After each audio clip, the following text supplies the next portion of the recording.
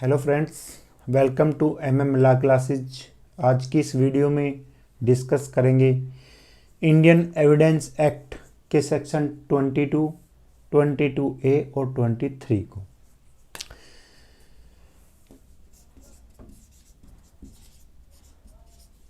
Indian Evidence act 1872 के chapter 2 में section 5 से लेकर 55 तक दी गई है और आज हम डिस्कस करेंगे सेक्शन 22, सेक्शन 22A और सेक्शन 23 को।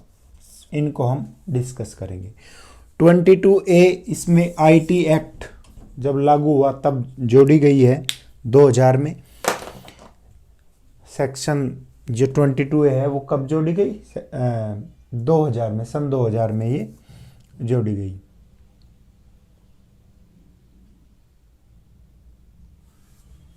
ठीक है।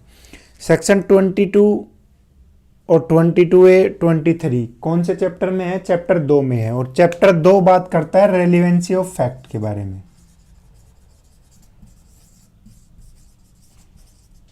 रेलिवेंसी ऑफ फैक्ट, तथ्यों की सुसंगता के बारे में पूरा चैप्टर है। सेक्शन 5 में हमें ये बताया गया है कि कोई भी आलतू फालतू की बातों का एविडेंस जो है कोर्ट में नहीं दिया जाएगा। केवल 2 ही चीज़ों का एविडेंस दिया जा सकता है। किन किन चीज़ों का? सबसे पहले फैक्ट इन इशू, विवादक तथ्य, जिस तथ्य पर इशू है। जैसे एक अभियुक्त है बी को मारने का, मर्डर का चार्ज है ए पर। ठीक, तो क्वेश्चन ये उठेगा कि क्या ए ने बी को मारा? ठीक है, प्रश्न ये है कि क्या ए ने बी को मारा? जब मर्डर का चार्ज है तो ये प्रश्न उठेगा ना। वो विवादक तथ्य है। विवादक तथ्य क्या है कि क्या ए ने बी को मारा, लेकिन उस पर एकदम से कोर्ट नहीं जाएगा। एकदम से विवादक तथ्य पर कोर्ट नहीं जाता है। सुसंगत तथ्यों के जरिए विवादक तथ्य तक पहुंचा जाता है। सुसंगत तथ्य कौन से होंगे? वे तथ्य सुसंगत होंगे जो सेक्शन 6 से लेकर हमें 55 तक बताए गए हैं। 5 में कह दिया कि आलतू फालतू की बात नहीं होगी, केवल 2 चीज़ों का एविडेंस दिया जा सकेगा, फैक्ट इन इशू और रेलिवेंट फैक्ट। रेलिवेंट फैक्ट्स और फैक्ट इन इशू का ही एविडेंस दिया जा सकेगा। फैक्ट इन इशू क्या होगा कि क्या ए ने बी को मारा, और रेलिवेंट फैक्ट क्या होंगे जो उन तक, उस तथ्य, विवादक तथ्य तक पहुंचाएंगे जो हमें 6 से लेकर 55 तक बताए गए हैं। जैसे उसने किस चीज़ से मारा, वो चीज़ उसे कैसे कैसे मिली, उसने वो कहाँ कहाँ से ली, उसका ब्लड वहाँ गिरा, नक्शा मौका कहाँ मारा। तो ये सारी चीज़ें जो रेलिवेंट फैक्ट होगी वो हमें फैक्ट इन इशू तक पहुँचाती है। ठीक है, तो कोर्ट में केवल 2 चीज़ों का एविडेंस दिया जा सकता है, फैक्ट इन इशू और रेलिवेंट फैक्ट का। रेलिवेंट फैक्ट 6 से 55 तक, फैक्ट इन इशू जिस पर विवाद है, विवादक तथ्य। तो इसी की एक कड़ी ये है तीनों सेक्शन। ठीक है, सेक्शन 6 से 55 तक क्या है? रेलिवेंट फैक्ट है, यानी जो सेक्शन 6 से लेकर 55 तक जहाँ भी कवर, कहीं भी कवर होता है तो वो रेलिवेंट फैक्ट है, उसका एविडेंस दिया जा सकेगा। अब सेक्शन 22 पर आते हैं। सेक्शन 22 डॉक्यूमेंट्स के ऊपर बताती है, कंटेंट्स ऑफ डॉक्यूमेंट्स, दस्तावेजों की अंतर्वस्तु। अंतर्वस्तु, कंटेंट्स ऑफ डॉक्यूमेंट्स, जो डॉक्यूमेंट्स है कोई, तो उसके जो कंटेंट्स हैं उनका मौखिक एविडेंस की, जो कंटेंट्स ऑफ डॉक्यूमेंट्स हैं उनकी मौखिक स्वीकृति नहीं दी जाएगी। ठीक है, लेकिन कब दी जा सकती है ये सेक्शन में बताया गया है 22 में। दस्तावेजों की अंतर्वस्तु के बारे में मौखिक स्वीकृति यानी ओरल एडमिशन कब जो है सुसंगत होगी, कब रेलिवेंट होगी, मीन्स कब उनका एविडेंस दिया जा सकेगा। ठीक है, तो जो दस्तावेजों की अंतर्वस्तु है उनका मौखिक एविडेंस नहीं दिया जाता, लेकिन कब दिया जाएगा, वे कब सुसंगत होगी? 2 चीजें इसमें बताई गई है। पहली कि जो साबित करने वाला है यानी जो देने वाला है वो पक्षकार, जो देने वाला है मौखिक स्वीकृति, वो यह दर्शित कर दे, कोर्ट में यह दर्शित कर दे कि वो सेकेंडरी एविडेंस देने के लिए हकदार है, सेकेंडरी एविडेंस देने का वो हकदार है। अब इसमें एक चीज आती है कि सेकेंडरी एविडेंस क्या है, द्वितीयक साक्ष्य क्या है। तो इसके लिए सेक्शन 61 में बताया गया है प्राइमरी एविडेंस, प्राथमिक साक्ष्य क्या है, और सेक्शन 62 एविडेंस एक्ट की, उसमें बताया गया है द्वितीयक साक्ष्य क्या है। मोटे तौर पर आप ये समझिए कि सेक्शन 61 में जो प्राइमरी एविडेंस बताया गया है वो होता है मूल यानी ओरिजिनल, जैसे आपकी किसी भी क्लास की मार्कशीट, तो जो मार्कशीट ओरिजिनल है वो प्राथमिक साक्ष्य होगा, ठीक है। और सेकेंडरी कौन सा होगा? सेकेंडरी होगा जो आपने उस मार्कशीट की फोटोकॉपी कराई और उसको जो है सर्टिफाइड करा दिया, तो वो हो गया सेकेंडरी एविडेंस। जो मूल से बिल्कुल हूबहू ऐसा ही बनाया और उसको सर्टिफाइड कर लिया, वो हो गया सेकेंडरी एविडेंस, द्वितीयक साक्ष्य। तो पहली चीज क्या बताई? दस्तावेजों की अंतर्वस्तु, कंटेंट्स ऑफ डॉक्यूमेंट्स के बारे में। मौखिक स्वीकृति कब सुसंगत होगी, यानी मौखिक स्वीकृति का एविडेंस कब दिया जा सकेगा? तब दिया जा सकेगा यदि वो जो देने वाला पक्षकार है वो यह दर्शित कर दे कि भाई वो सेकेंडरी एविडेंस यानी सेकेंडरी, प्राइमरी नहीं, सेकेंडरी एविडेंस देने का हकदार है, वो सेकेंडरी एविडेंस देने का हकदार है। और सेकेंडरी एविडेंस देने का हकदार बताती है हमें सेक्शन 65। सेक्शन 65 एविडेंस एक्ट में यह बताया गया है कि सेकेंडरी एविडेंस किन किन अवस्थाओं में दिया जा सकता है, कौन कौन सी ऐसी सिचुएशंस है जिनमें सेकेंडरी एविडेंस दिया जा सकता है। मोटे तौर पर यहां आप ये समझिए, सेक्शन 65 में जो बताई गई है अवस्था, उसमें यह है कि यदि मूल दस्तावेज जो प्राइमरी एविडेंस है वो किसी और के कब्जे में है, या जिसके वो कब्जे में है वो मर गया है, या वो मिल नहीं रहा है, ठीक है, या उसे लाना मुश्किल है, ठीक, इस तरह की सिचुएशंस 65 में बताई गई है। मोटे तौर पर समझिए 65 में यह बताया गया है कि सेकेंडरी एविडेंस किन अवस्थाओं में दिया जा सकता है, जैसे गुम हो गया है, मिल नहीं रहा है, किसी और के कब्जे में, इस तरह की चीजें, ठीक है। तो ये तीनों सेक्शन यहां क्लियर है।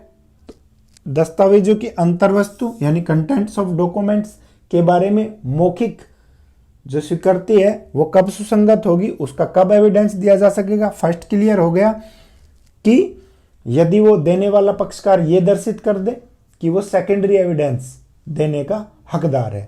दूसरी चीज इसमें बताई गई है कि यदि प्रश्न ये उठता है कि ये दस्तावेजों के जो कंटेंट्स हैं ये असली है, इस चीज का प्रश्न है, असलियत का प्रश्न है। प्रश्न ये उठा कि भाई कंटेंट्स जो हैं इसके ये असली है या नहीं है, तो यदि ये प्रश्न है तो वो मौखिक स्वीकृति जो देगा वो सुसंगत होगी, ठीक है। तो दो ही चीजें आई इसमें। फर्स्ट चीज आपने समझ लिया कि सेकेंडरी एविडेंस देने का वो हकदार है, और दूसरी चीज क्या समझा कि भाई असलियत का प्रश्न है। क्वेश्चन यह है कि कंटेंट्स जो है असली है या नहीं है, ये प्रश्न है। अब 22A में बताया गया है इलेक्ट्रॉनिक जो डॉक्यूमेंट्स हैं, जो इलेक्ट्रॉनिक जो डॉक्यूमेंट्स हैं उनके जो कंटेंट्स हैं उनका मौखिक स्वीकृति कब सुसंगत होगी, यानी उनकी मौखिक स्वीकृति का एविडेंस कब दिया जा सकेगा। एक ही चीज बताई गई है, केवल तब दिया जा सकेगा जब उस इलेक्ट्रॉनिक डॉक्यूमेंट्स के कंटेंट्स जो हैं उनकी असलियत होने का प्रश्न है कि भाई वो असली है या नहीं है। अगर वो प्रश्न है तो मौखिक स्वीकृति सुसंगत होगी, अन्यथा नहीं होगी, ठीक है।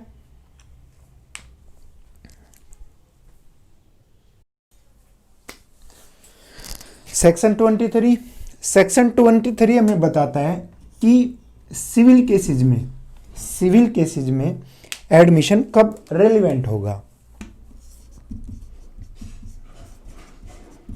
सामान्य नियम यह है कि सिविल केसेज में जो स्वीकृति है वो रेलिवेंट नहीं होती, वो सुसंगत नहीं होती। लेकिन सेक्शन 23 में हमें एक सिचुएशन ऐसी बताई गई है जिसमें सिविल केसेज में एडमिशन रेलिवेंट होगा। वो कब होगा वो बताया गया है सेक्शन 23 में। सेक्शन 23 बताती है कि यदि यह शर्त मान ली जाए कि इस एडमिशन का जो स्वीकृति सिविल केसेज में दी गई है, यदि इसका एविडेंस नहीं दिया जाएगा, यदि उसका एविडेंस नहीं दिया जाएगा, किसका, उस एडमिशन का एविडेंस नहीं दिया जा सकेगा, तो वो सिविल केसेज में क्या होगा, रेलिवेंट होगा सेक्शन 23 के अनुसार। ठीक है, या तो वो शर्त मान ली जाए या कोर्ट को, न्यायालय को ऐसा अनुमान लगता है कि दोनों पार्टी वो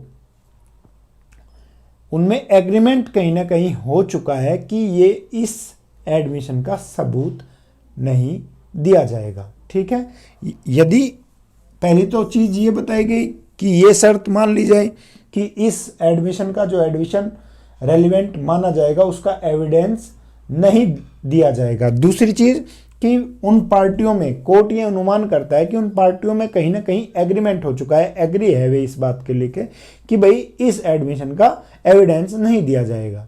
ठीक है, तो ये छोटी सी एक बात है सेक्शन 23 का। सिविल केसेज में कब रेलिवेंट होगा एडमिशन, तब होगा जब पार्टी ये मानती है कि इस एडमिशन का कोई भी एविडेंस नहीं दिया जाएगा।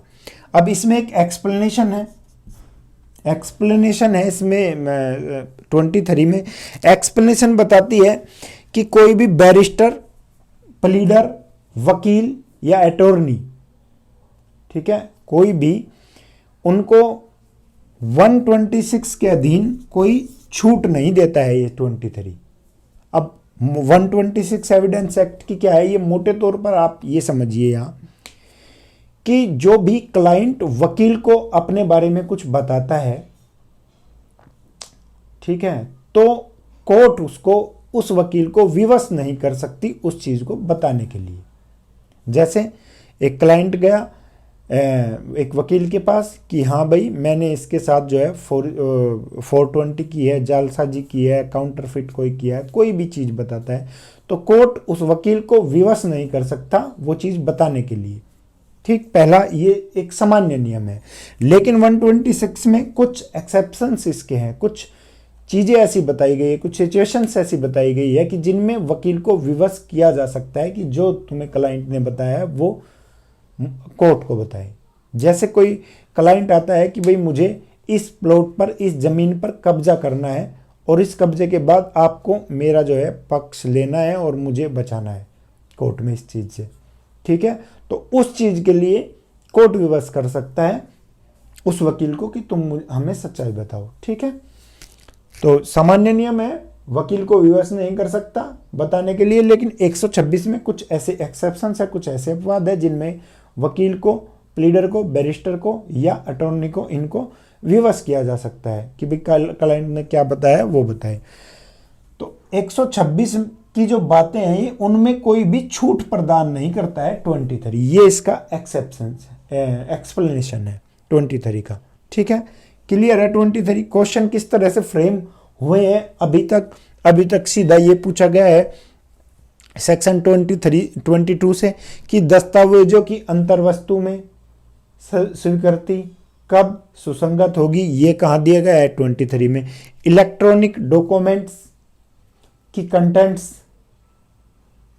की एडमिशन कब रेलिवेंट होंगे, ये 22A में दिया गया है। ये डायरेक्ट क्वेश्चन अभी तक पूछे गए हैं। सिविल केसेज में स्वीकृति कब सुसंगत होगी, ये 23 में दिए गए हैं। तो सीधे डायरेक्ट इससे क्वेश्चन अभी तक ऑब्जेक्टिव में पूछे गए हैं, प्री एग्जाम में पूछे गए हैं। ठीक है, तो ये हमारा आज का वीडियो था। मुझे लगता है आपको वीडियो पसंद आया होगा। यदि पसंद आया तो ज़रूर इसे लाइक करें, कमेंट्स करें। मुझे जो भी कमेंट्स कर रहा है उसका मैं धन्यवाद करता हूँ। बहुत अच्छे आप कमेंट्स करते हैं और मुझे बहुत अच्छा लगता है।